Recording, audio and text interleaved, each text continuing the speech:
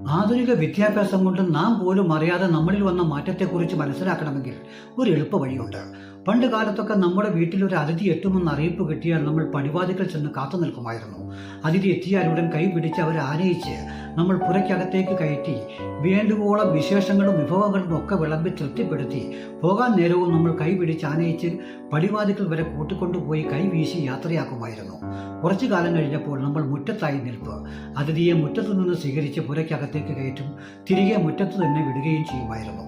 ആധുനിക കാലത്തേക്ക് ഇപ്പോൾ നമ്മൾ എത്തിക്കഴിഞ്ഞപ്പോൾ നമ്മൾ പുരയ്ക്കകത്ത് വാതിലടച്ചിരിക്കും. ബെല്ലടിക്കുമ്പോൾ നമ്മൾ വാതിൽ തുറക്കും.